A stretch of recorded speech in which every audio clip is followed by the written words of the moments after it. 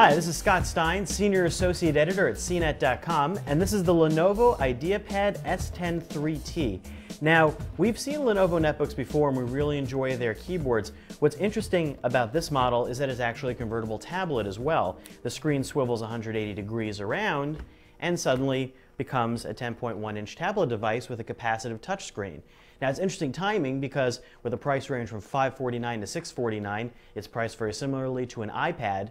And the question is, does a 10-inch device like this with flash, with the ability to have USB ports and a full hard drive, does it compete well and offer something that's competitive or even superior? Well, we'd love to say yes, but there are some drawbacks. While this device does have better than netbook specs, it includes a 250 gig hard drive, 2 gigs of RAM in the $650 configuration, and a faster Atom N470 processor. Still, for $550 to $650, that's a lot of money for a netbook. You can get ones at $299 that offer very similar functionality, maybe slightly less hard drive space or a gig fewer RAM, but that's really hard to justify all that extra money for the touchscreen. And as far as the touchscreen, while we love the fact that it's capacitive, which means like an iPhone, you can touch the screen without having to press on it using a stylus or using like the old-fashioned tablets do, it's a little bit laggy and it has a little bit of a slow reaction time with some of the programs that we use. Although Lenovo does have a really nice set of natural touch apps that include an ebook reader, media player that you can enjoy on some really nice large stereo speakers that are included. But again, the experience is sort of a little bit laggy and it's not quite as fast as we'd expect, and the battery life unfortunately is pretty low. It's under 3 hours on our tests, which won't really last even a long plane flight or even a medium plane flight.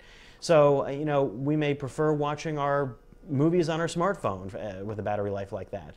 So another interesting thing to point out about the S10-3t is the keyboard. People love to know about netbook keyboards and if they're comfortable. A lot of them kind of get a little bit shrunken down. You feel like you're in a dollhouse. This one is great. We always love Lenovo netbook keyboards. This one is a little bit shallow compared to others, but it's a old-fashioned style tapered keyboard design. The keys are nice and large. It's very easy to type on. On the other hand, you can see to shave down on the space and the width, the palm rest area is pretty small. So you're going to have to angle your hands a little bit, and it can get a little awkward at times. And the touchpad is very tiny. Now, while it has a great tactile surface that makes, gives you great friction and allows you to navigate the screen well for its size, it also doesn't have any buttons. It uses a click pad, much like the MacBook does, and a lot of other notebooks are doing now. So you actually click on the corners of the screen for the buttons. We love that idea, but on a trackpad that's this small, it makes navigating that just even more difficult.